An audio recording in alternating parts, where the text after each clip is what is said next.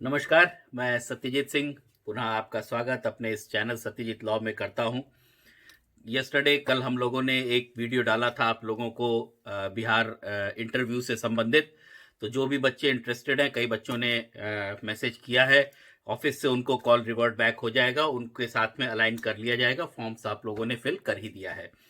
आज हम लोगों का रेगुलर सेशन है और रेगुलर सेशन में हम लोगों ने ट्यूसडे को एपीओ और पीसीएसजे के लिए एविडेंस एक्ट को पढ़ना शुरू किया था। मैंने आप लोगों से जो सीक्वेंशियल स्टडी करने को कही थी, उम्मीद है आप लोग उसी तरीके से पढ़ाई कर रहे होंगे। और अगर आपने मेरी वर्ड्स को फॉलो किया होगा, मेरे शब्दों को ध्यान दिया होगा, तो जो इनिशियल मेरे वीडियोस थे उसमें मैंने जो आपको पढ़ने का तरीका बताया था वो यही बताया था कि लास्ट ईयर के जितने क्वेश्चंस आपके हैं वो आपके कॉपी में नोट डाउन होने चाहिए। अगर आपके कॉपी में जो आपने कॉपी बनाई है, जिसको मैं अब नोट्स आप लोगों को भी बताता रहूंगा, बनवाता रहूंगा, वो कॉपी अगर आपने बनाई है तो आपको उसमें एग्जैक्टली पता चल जाएगा कि अब जो हम लोग एरियाज कवर करते जा रहे हैं वो कितना क्वेश्चन ओरिएंटेड एरियाज हैं, उससे रेगुलर किस तरीके से क्वेश्चंस बन रहे हैं। ये सब चीजें आप लोग अगर कर रहे हैं तो ये आपके लिए ही बेनिफिशियल रहेगा। अब जो है हम लोगों ने जो पिछले 2 से 3 क्लासेस हम लोग देख चुके हैं एविडेंस एक्ट की, जिसमें पहला तो हम लोगों ने उसका इंडेक्सिंग देखा था, पूरे इंडेक्स को देखा था। उसके बाद हम लोगों ने जो सेकंड पार्ट था वो उसका एपीओ में एविडेंस का और पीसीएसजे में इंपॉर्टेंस देखा था। और लास्ट जो हम लोगों की पिछली क्लास थी, जो थर्ड पार्ट था एविडेंस एक्ट का, उसमें हम लोगों ने एविडेंस का एक खाका बनाया था। जो 3 गोल्डन रूल्स हैं एविडेंस एक्ट के, वो हम लोगों ने देखे थे। दूसरी चीज हमने देखा था कि एविडेंस जो है वो फैक्ट इन इशू से स्टार्ट होता है और उसी फैक्ट इन इशू को जब ड्यूली प्रूव कर दिया जाता है तो वहीं पर वो पूरा एविडेंस एक्ट कंप्लीट हो जाता है। एक प्रोसीजरल लॉ है ये, और प्रोसीजर बताता है कि किस प्रकार से कोर्ट में आपको अपने साक्ष्यों को साबित करना है। ठीक है, तो अब उन्हीं को हम लोग एक्सपैंड करेंगे। जो हम लोगों के तीनों गोल्डन रूल्स थे उन्हीं का एक्सपेंशन हम लोग करते चले जाएंगे।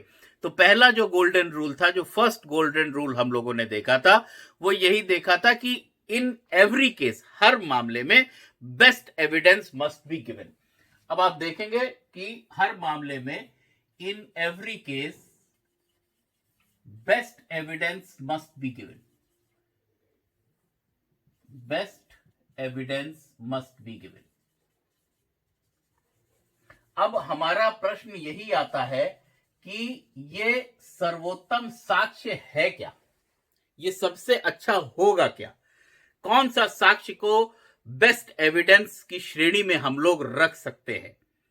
तो ये देखने के लिए हम लोग पहले तो यही जाने, जो लास्ट टाइम हम लोगों ने थोड़ा सा एक्सपेंड किया था, कि 2 चीजें। पहली चीज कि एविडेंस क्या है, और दूसरी चीज कि बेस्ट एविडेंस क्या है। क्योंकि हर मामले में हमने देखा था कि best evidence must be given. तो अगर एविडेंस देखें तो एविडेंस, जैसा कि हम लोगों ने देखा है, सेक्शन 3 में ही डेफिनेशन दी गई है एविडेंस की। अब ये एविडेंस को 1 और 2 दो पार्ट में डिवाइड किया गया है। तो पहला तो बोला गया है ऑल स्टेटमेंट्स। ऑल स्टेटमेंट्स, अब यहां पे शब्दों पे ध्यान दीजिएगा। जो बेयर एक्ट की रीडिंग है, इसीलिए मैंने आपसे कहा था बहुत ही धीरे धीरे, सिंपल और आसान से स्लो स्लो, धीरे धीरे बहुत पढ़ के शब्दों में हमको समझना पड़ेगा बेयर एक्ट को। तो सबसे पहले अगर देखें तो ऑल स्टेटमेंट्स, सारे वाक्य, ऑल द स्टेटमेंट्स। तो all statements which the court permits. आपसे मैंने एक रिक्वेस्ट और की थी, अपना बेयर एक्ट लेकर के साथ में बैठिएगा। अगर मेरी क्लास का आप पूरा बेनिफिट लेना चाहते हैं तो अपनी बेयर एक्ट जरूर ले लीजिएगा। तो क्योंकि मैं आपको जो पढ़ाऊंगा वो बेयर एक्ट से ही पढ़ाऊंगा और उसी से आपको पूरा मैं एक्सप्लेन करूंगा। ठीक है, तो अब आप उसमें से सेक्शन 3 खोल लीजिए, उसमें आपको एविडेंस का मतलब मीन्स मिलेगा। तो एविडेंस में लिखा हुआ है एविडेंस मीन्स एंड इंक्लूड्स। अब देखिए, ये जो इंक्लूड्स लिख दिया है, मीन्स तो ठीक है, और इंक्लूड्स, इंक्लूड्स मतलब क्या है, इस डेफिनेशन को इंक्लूसिव डेफिनेशन बना दिया है। इंक्लूसिव मतलब ये चीजें शामिल हैं, और जहां कहीं भी इंक्लूसिव डेफिनेशन होती है, मीन्स एंड इंक्लूड्स, तो वहां पे आगे ये रास्ता रखा जाता है कि कुछ और भी जोड़ा जा सकता है, मतलब इंक्लूड और भी चीजें की जा सकती हैं। ये एग्जॉस्टिव नहीं होता है, पूरी तरीके से संपूर्ण डेफिनेशन नहीं होती है, इसीलिए means and includes inclusive definition कही जाती है। तो यहां पे शाब्दिक इसका अर्थ भी बताया और साथ में इंक्लूसिव भी डेफिनेशन दे दी गई है कि शामिल भी करता है। तो इसमें पहला तो आ गया ऑल स्टेटमेंट्स, सभी प्रकार के स्टेटमेंट्स शामिल है। विच, अब दो तरीके की चीजें आ गई। विच द कोर्ट परमिट्स, पहली चीज तो जो कोर्ट परमिट कर देती है देने के लिए, और दूसरा क्या करती है, और रिक्वायर्स टू बी मेड, चाहती है कि ये किए जाए, रिक्वायर्ड टू बी मेड। दो चीजें आप देखेंगे, एविडेंस जो डेफिनेशन दी गई है, दोनों चीजें लिखी गई हैं। All the statement which the court permits और रिक्वायर्ड टू बी मेड, ठीक है। तो बाय द विटनेसेस, किनके द्वारा अब ये होनी चाहिए, जो कोर्ट परमिट कर रहा है स्टेटमेंट्स को, वो स्टेटमेंट्स होने किसके चाहिए, और जो कोर्ट रिक्वायर कर रहा है, जो स्टेटमेंट्स कोर्ट रिक्वायर कर रहा है टू बी मेड, वो किसके द्वारा मेड होने चाहिए, तो वो साक्षियों के द्वारा, बाय विटनेसेस, साक्षियों के द्वारा।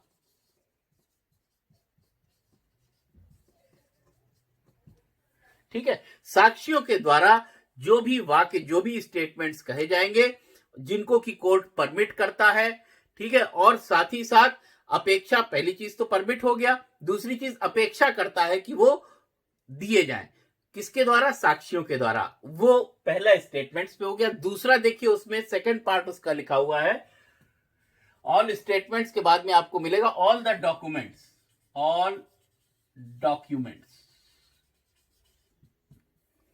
ठीक है। अब देखिए डॉक्यूमेंट्स यहां पे डाल दिया, डॉक्यूमेंट्स मतलब अभिलेख, all documents, all the statements and all the documents. अब इसी में एक चीज ऐड कर दी गई है, includes electronic documents, includes electronic records, मतलब कि जो इलेक्ट्रॉनिक अभिलेख है उनको भी इसमें शामिल कर लिया गया है। तो डॉक्यूमेंट्स इंक्लूड्स इलेक्ट्रॉनिक रिकॉर्ड्स, यानी कि इलेक्ट्रॉनिक अभिलेखों को भी इसमें शामिल किया गया है। किस लिए ये डॉक्यूमेंट्स दिए जा रहे हैं, किस लिए प्रोड्यूस किए जा रहे हैं, for inspection of the court, जो कोर्ट है उसकी जांच के लिए, कोर्ट उसको जांच सके उसके लिए ये डॉक्यूमेंट्स। तो पहली चीज एविडेंस क्या हो गया, ऑल स्टेटमेंट्स, दूसरी चीज क्या हो गया, ऑल द डॉक्यूमेंट्स। तो दोनों चीज आ गई, वाक्य भी आ गए और साथ ही साथ अभिलेख भी आ गए, जो डॉक्यूमेंट्स के फॉर्म में हो गए। अब देखिए यहां पे एक प्रश्न हमारा रह गया था कि क्या ये एग्जॉस्टिव डेफिनेशन है। तो इसमें एक सुप्रीम कोर्ट ने इसको कहा था कि ये जो डेफिनेशन है एविडेंस की, ये एग्जॉस्टिव है, यहां पर एग्जॉस्टिव डेफिनेशन है। इसलिए एग्जॉस्टिव डेफिनेशन है क्योंकि जितने भी विटनेस हो सकते, जितने भी साक्ष्य होंगे, जितने भी एविडेंसेस होंगे, वो किसी ना, दोनों में से किसी ना किसी एक कैटेगरी में डाले जा सकते हैं, या तो वो स्टेटमेंट्स में डाले जा सकते हैं और या तो वो डॉक्यूमेंट्स में डाले जा सकते हैं। तो देखा जाए तो इन्हीं दोनों के चारों तरफ ही एविडेंस रहेंगे। तो इसलिए ये कहा गया कि क्योंकि एविडेंस, सुप्रीम कोर्ट ने यही चीज कही कि क्योंकि एविडेंस में स्टेटमेंट्स और डॉक्यूमेंट शामिल हैं, और कोई भी एविडेंस आता है, जैसे हम लोग देखते हैं पहले इलेक्ट्रॉनिक रिकॉर्ड्स नहीं शामिल था, बाद में इलेक्ट्रॉनिक एविडेंसेस आए, तो वो इलेक्ट्रॉनिक एविडेंस पार्ट हो गए डॉक्यूमेंट्स, क्योंकि रिटन पार्ट है। अब यहां पे डॉक्यूमेंट्स जो शब्द दिया है, अब देखिए डॉक्यूमेंट्स का क्या अर्थ है, यहां पे हम लोग देखेंगे कि डॉक्यूमेंट्स, तो पहली चीज तो हमको मिली कि although evidence means and includes दिया है, लेकिन ये इंक्लूसिव नहीं, एग्जॉस्टिव डेफिनेशन दी गई है। अब जो हम लोग देखेंगे कि डॉक्यूमेंट्स क्या है, स्टेटमेंट्स तो हमको मालूम है, जो भी वक्तव्य दिया गया। अब डॉक्यूमेंट्स क्या है उसको जरा सा हम लोग देखते हैं। तो डॉक्यूमेंट्स भी जो है वो डिफाइंड सेक्शन 3 में ही है। और किस रूप में डिफाइंड है? एनी मैटर एक्सप्रेस्ड और डिस्क्राइब्ड अपॉन एनी सब्सटेंस। अब देखिए इसको, डॉक्यूमेंट्स क्या डिफाइंड है? एनी मैटर, कोई भी चीज, which is any matter which is described और एक्सप्रेस्ड और डिस्क्राइब्ड, दोनों चीजें बोल दिया है कि अभिव्यक्त हो या डिस्क्राइब किया गया हो। कहां पे? अपॉन एनी सब्सटेंस, किसी चीज पर, अपॉन एनी सब्सटेंस। अब ये सब्सटेंस किसी फॉर्म में हो सकता है। अगर आप उसके एग्जाम्पल्स आप देखेंगे जो दिए गए हैं उसमें, अगर हम लोग पढ़ने लगेंगे बैरक तो थोड़ा हमको टाइम लगेगा, लेकिन हम लोगों को विद इन लिमिट अपनी क्लास भी रखनी है। तो इसको थोड़ा सा आप इसके नीचे आप पढ़ लेंगे तो आपको सारे मिल जाएगा। तो या तो ये किस सब्सटेंस पे, या तो वो किसी पेपर पे सब्सटेंस हो सकता है जिसपे ये दिया जा रहा है, या फिर वो कोई पत्थर हो सकता है जिसपे, जैसे हम लोग देखते हैं पुराने जो रिकॉर्ड्स है, पुराने राजा महाराजा वो इम्प्रिंट करवा देते थे पत्थरों पे या रॉक, बड़े से रॉक पे अपने इम्प्रिंट करवा देते थे, जिससे वो आगे जाकर के बता सके कि हम लोग कैसे रह रहे थे। तो वो डॉक्यूमेंट का ही पार्ट आ जाता है। तो जो भी कहा गया वो आ गया स्टेटमेंट्स, और दूसरी चीज आ गई डॉक्यूमेंट्स। सारे एविडेंसेस इन्हीं दोनों पार्ट में रखे जा सकते हैं। मतलब क्या कि एवरी एविडेंस, इसको अगर हम लोग आसान से अपने शब्दों में अगर समझें तो इसको ऐसे भी समझ सकते हैं कि एवरी एविडेंस मतलब हर प्रकार का साक्ष्य, एवरी एविडेंस कंसिस्ट ऑफ, क्या क्या शामिल करता है? हर साक्ष्य क्या चीज शामिल करता है? दो चीजें, statement of witness, statement of witness, जो साक्षी है, क्योंकि हमने ऊपर देखा कि ये देगा कौन, स्टेटमेंट दे कौन रहा है? जो साक्षी है, विटनेस। तो स्टेटमेंट ऑफ विटनेस, और दूसरा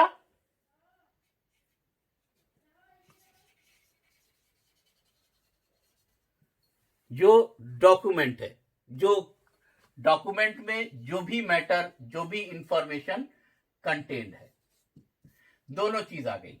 क्या? एवरी एविडेंस कंसिस्ट ऑफ, हर साक्ष्य किसको शामिल करता है? या तो विटनेस, साक्षी के स्टेटमेंट्स को, या फिर उस डॉक्यूमेंट में जो शामिल है। तो ये चीज आ गई हमारी। अच्छा, यहां पे डिस्क्राइब्ड अपॉन एनी जो सब्सटेंस है, किसी भी सब्सटेंस पे, और वो डिस्क्राइब होगा कैसे, किस तरीके से डिस्क्राइब होगा उस पे? बाय लेटर, फिगर, मार्क्स, तीनों चीज दिया गया। बाय, आप उसमें पढ़िएगा, देखिएगा, आपको मिलेगा बाय लेटर, फिगर्स और मार्क। ठीक है। अब देखिए यहां पे हमने देख लिया डॉक्यूमेंट्स के बारे में। ठीक है, तो पहली चीज क्लियर हुई, in every case best evidence must be given. पहली चीज हमने देखी एविडेंस। एविडेंस कैसे हो गया? या तो स्टेटमेंट के फॉर्म में हो सकता है या ऑल डॉक्यूमेंट्स के फॉर्म में हो सकता है। अब हम लोग ये कैसे पता करेंगे कि जो ये एविडेंस है ये बेस्ट है? ये कहां से हमको मिलेगा कि दिस एविडेंस, ओरल और documentary evidence is the best evidence? तो इसके लिए हम लोग कुछ सेक्शंस को रिफर करेंगे। तो अगर स्टेटमेंट्स, जिसको कि हम लोग ओरल एविडेंस बोल रहे हैं, ओरल एविडेंस बोलते हैं, और हम लोग डॉक्यूमेंट्स को रिटन एविडेंस, इसको जो है सभी डॉक्यूमेंट्स को हम लोग लिखित डॉक्यूमेंट्स को लिखित एविडेंस बोल रहे हैं। तो ओरल एविडेंस पे अगर आप लोग देखें तो सेक्शन 60 एविडेंस एक्ट में, सेक्शन 60 आप लोग एक बार पढ़ लीजिए। देखिए वहां पे दिया गया होगा, सेक्शन 60 धारा 60 में दिया गया है कि जो ओरल एविडेंस है, जो मौखिक साक्ष्य है, वो कैसा होना चाहिए? Must be direct, must be direct. मतलब क्या कि हियर से नहीं होना चाहिए। हियर से मतलब ये कि मैंने आपसे कुछ कहा, आपने किसी और से, मैंने देखा कोई कार्य होते हुए, मुझे उसका एविडेंस देना है। अब मैंने जो उसका एविडेंस दिया, मैंने आपको दिया, आपने किसी और को दिया, किसी और ने किसी तीसरे को दिया, और होते होते पता चलो उसमें एड ऑन होते हुए कुछ और चीज आ गई। तो वो हो गई एक हियर से एविडेंस कि हमको ऐसा पता चला था। कोई एक ऐसा होगा जो कहेगा कि हमको ऐसा पता चला था। तो जो इसका रूल 3 था एविडेंस का, गोल्डन रूल्स में तीसरा गोल्डन रूल यही था कि hearsay evidence is no evidence, hearsay evidence को एविडेंस माना ही नहीं जा रहा है। ठीक है, तो यहां पे हम लोग देख रहे हैं कि बेस्ट एविडेंस कैसे कब कहा जाएगा इसको, इसके लिए सेक्शन 60 दिया गया है कि oral evidence must be direct. और इसी तरह डॉक्यूमेंट्री एविडेंस कैसे बेस्ट बताया जा रहा है इसमें, तो आप देखिए डॉक्यूमेंट्री एविडेंस को सेक्शन 62 प्राइमरी एविडेंस के रूप में बोल रहा है, प्राइमरी एविडेंस। ठीक है, ये प्राइमरी एविडेंस और सेकेंडरी 63 ये सेकेंडरी बोल रहा है। ठीक है, और इन दोनों में जो बेस्ट एविडेंस कौन सा होगा, यही सेक्शन 65 बोल रहा है। ठीक है, तो इस तरीके से हम लोग देख रहे हैं कि जो एविडेंस है वो बेस्ट कब होगा, जब वो सेक्शन 60 की सारी शर्तों को पालन करे और सेक्शन 62 सेक्शन 63 में प्राइमरी और सेकेंडरी दिया हुआ है। तो ये सब चीजें जब फुलफिल हो जाती हैं तो हम लोग ये कह सकते हैं कि बेस्ट एविडेंस देने की बात ये एविडेंस एक्ट कर रहा है। ठीक है, तो ये चीज हम लोगों का पहला जो गोल्डन रूल है वो ये क्लियर हो गया। अब यहां पे एक चीज और मैं आपसे कहूंगा कि ये जो in every case best evidence must be given, ठीक है, दिया जाएगा, दिया कहां पे जाएगा, कहां पे दिया जाएगा, तो यहां पे मैं आपको बता दूं कि ये या तो जुडिशियल प्रोसीडिंग्स में दिया जाएगा, कहां पे दिया जाएगा, जुडिशियल प्रोसीडिंग्स में, ऑल जुडिशियल प्रोसीडिंग्स, और या फिर ये बिफोर एनी कोर्ट। ये आपको सेक्शन 1 में आप देख लीजिए कि ये एविडेंसेस सेक्शन 1 में और सेक्शन 3 सेक्शन 2 जितना पूरा इनिशियल आपका सेगमेंट है वहां पे ये सारे आपको चीजें मिल जाएंगी।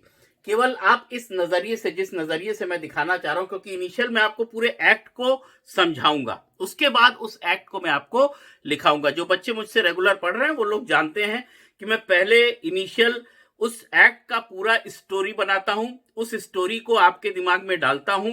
जब आपका फ्रेमवर्क मेंटल फिट हो जाता है, उस स्टोरी को समझ जाता है, पूरे उस एक्ट को समझ जाता है, फिर मैं आगे प्रोसीड करता हूं। ठीक है, अच्छा, अब यहां पे हम लोग देखते हैं कि ये जो एविडेंस एक्ट है वो कहां पे अप्लाई हो रहा है, हम लोग देख रहे हैं जुडिशियल प्रोसीडिंग्स पे, न्यायिक कार्रवाइयों पे। अब ये जो जुडिशियल प्रोसीडिंग्स है, मैंने लास्ट क्लास में आपसे कहा था कि सीआरपीसी में डिफाइंड है ये सेक्शन 2I में। अब देखिए यहां पे क्या डेफिनेशन दी गई है कि इट इंक्लूड्स, वहां पे भी इंक्लूसिव डेफिनेशन दी गई है कि जुडिशियल प्रोसीडिंग्स क्या है, न्यायिक कार्रवाई वो है जो कि किसको शामिल कर सकती है, वेयर एविडेंस और इज और may be legally taken on oath. यहां पर एविडेंस यहां पे लिख लेते हैं हम लोग, जुडिशियल प्रोसीडिंग्स एविडेंस इज और may be taken on oath. ठीक है, तो अब एविडेंस एक्ट किस पे अप्लाई कर रहा है, all judicial proceedings, all judicial proceedings. अब ऑल में क्या मैंने बताया था पिछली बार कि it includes the civil as well as criminal, दोनों प्रोसीजर्स को ये शामिल कर रहा है। तो ये सिविल प्रोसीजर पे भी और क्रिमिनल दोनों प्रोसीजर्स पे ये लागू हो रहा है। तो जुडिशियल प्रोसीडिंग एविडेंस इज और may be taken on oath. आप इसी के साथ में देखिएगा सीआरपीसी का सेक्शन 313 देख लीजिए, 313, वो ओथ पे नहीं है, वहां पे ओथ पे नहीं लिया जा रहा है स्टेटमेंट।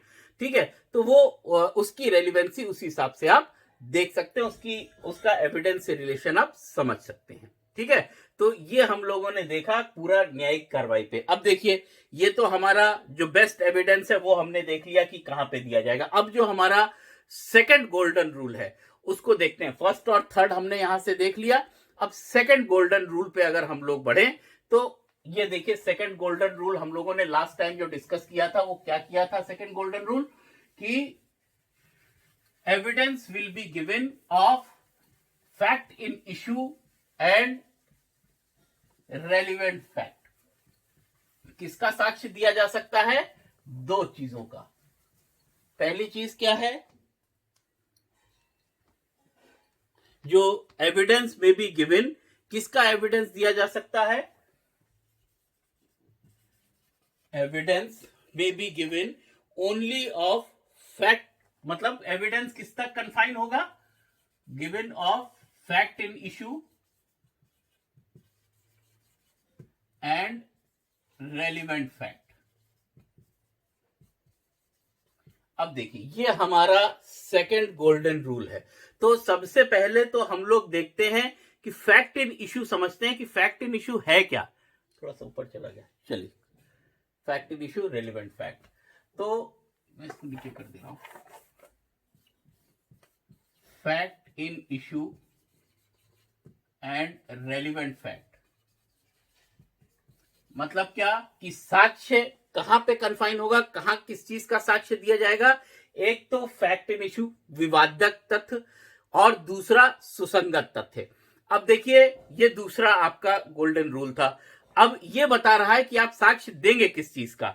तो पहली चीज तो आ गया फैक्ट इन इशू। तो आप पहले जानिए कि what is fact in issue, ये फैक्ट इन इशू है क्या। तो बहुत सिंपल सी टर्म्स में आप जान लीजिए, जो भी आप अगर सिविल में वाद लेकर के गए, जो भी मैटर ऑफ कंट्रोवर्सी है आपका, वही उसी को फैक्ट इन इशू बोला जाता है।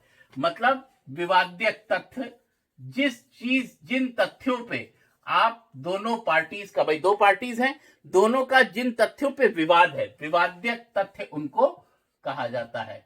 मतलब क्या इसको बोल सकते हैं आप कि दोनों पक्षों के बीच में जो जिस बात को लेके डिसएग्रीमेंट है, जो भी मैटर्स इन कंट्रोवर्सी हैं, जो भी कंट्रोवर्सी में है मैटर्स, उन्हीं को क्या कहा जा रहा है, फैक्ट इन इशू।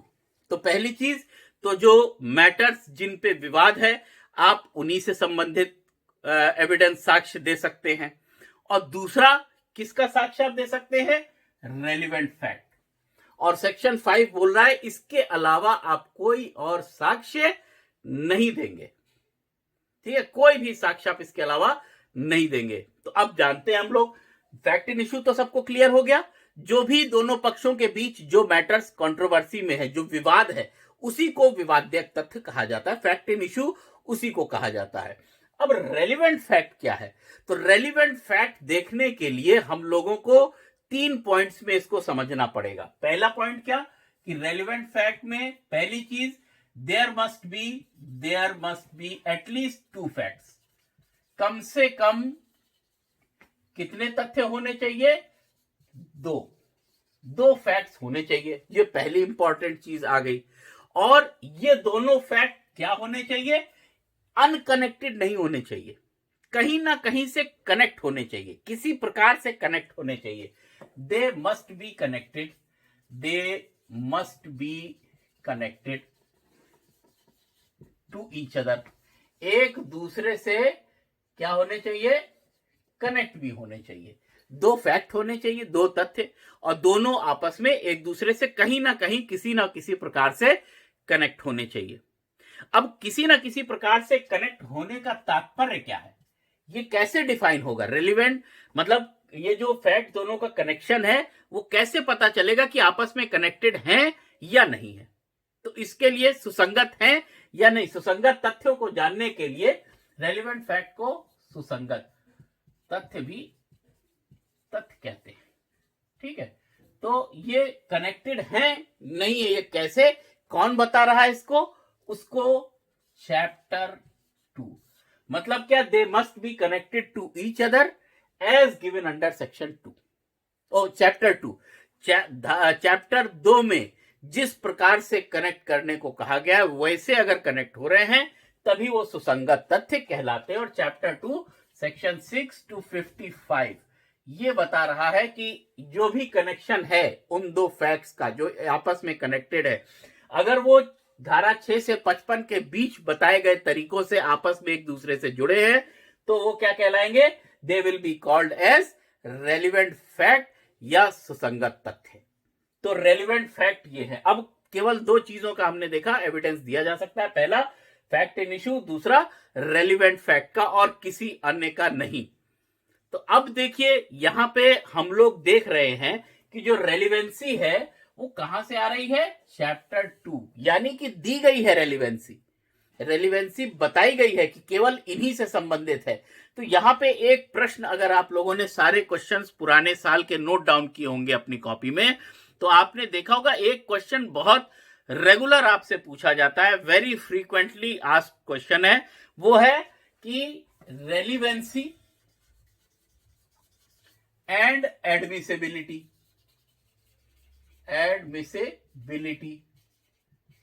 ग्राह्यता और सुसंगतता।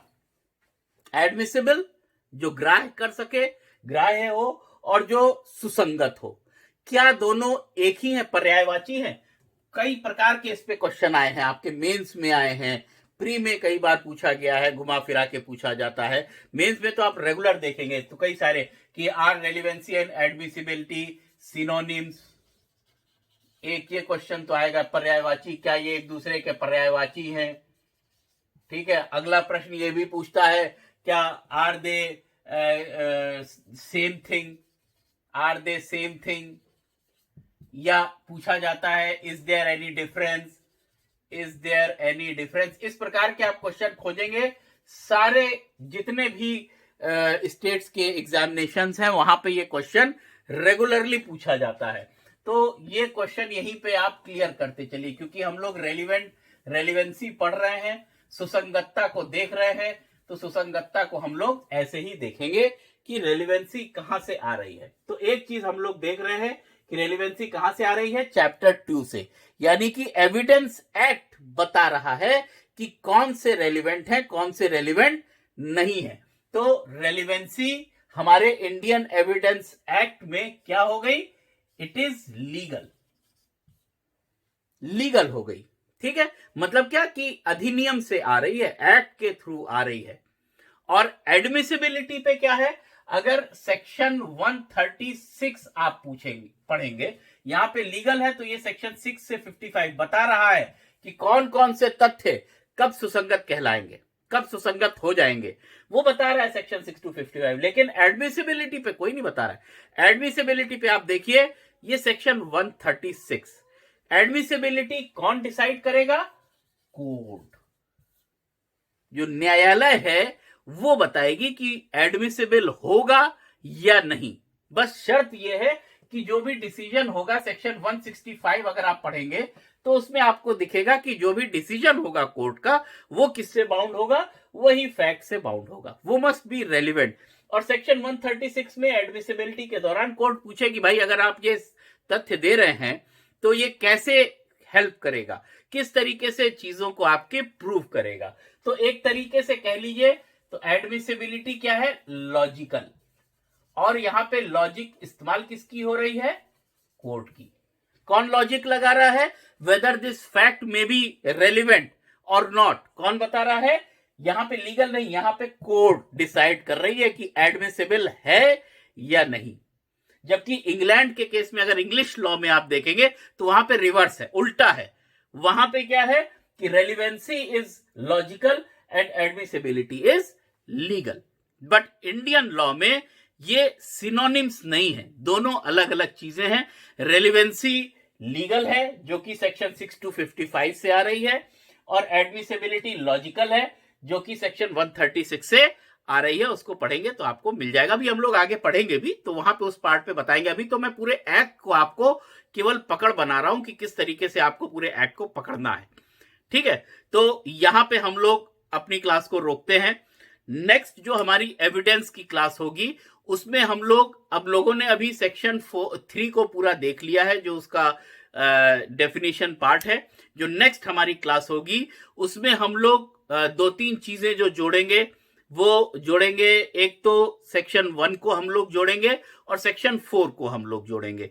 उसमें जैसे सेक्शन 1 में एफिडेविट लिखा गया है कि एविडेंस को कॉन्स्टिट्यूट नहीं करता, affidavit is not part of evidence.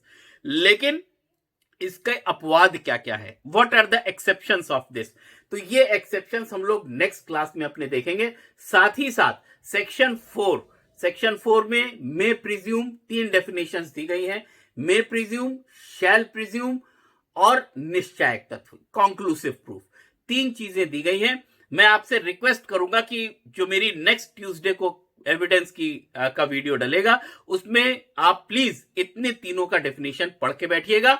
हम लोग वहीं से कंटिन्यू करेंगे, क्योंकि उसी को हम लोग जोड़ेंगे प्रिजम्पशन के साथ में। प्रिजम्पशन के साथ में हम लोग उसको जब जोड़ देंगे तो अपने आप कई सारी चीजें आपकी, और मतलब उपधारणा के साथ में जब हम लोग प्रिजम्पशन के साथ में जोड़ेंगे तो सेक्शन 4 को पूरे, तो आपके कई सारे डाउट्स, कई सारी चीजें ओपन अप हो जाएंगी, माइंड आपका ओपन अप हो जाएगा पूरे एविडेंस एक्ट को लेकर के। ठीक है, चलिए बहुत बहुत धन्यवाद। आप लोग अपनी पढ़ाई जारी रखिएगा।